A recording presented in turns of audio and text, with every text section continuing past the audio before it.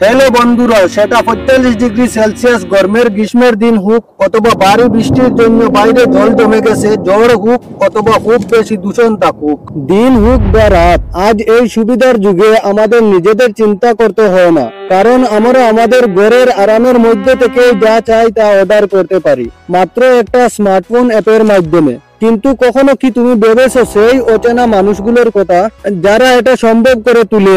কখনো কি তাদের দিক থেকে ভেবে দেখেছো এই মানুষগুলোকেই বলে গিগ কর্মী? National council for applied economic রিসার্চের এক সমীক্ষা অনুযায়ী গড়ে একজন গিগ কর্মী আমাদের দেশে সপ্তাহে 69.3 ঘন্টা কাজ করে।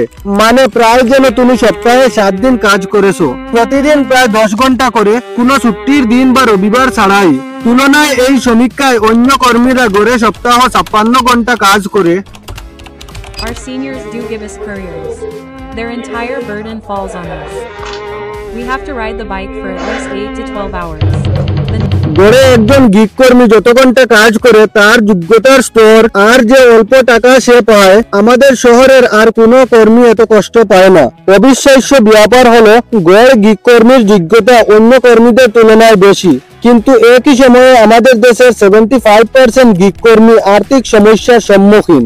গড়ে তারা প্রতি মাসে মাত্র 18,000 টাকা আয় করে। অবিরাম পরিশ্রম করার পরেও আধুনিক গিগ কর্মীরা জনপ্রিয় হওয়ার আগে আজকের ভিডিওতে বন্ধুরা চলো এই গিগ কর্মী পেশাটা গভীরভাবে বুঝে নেই।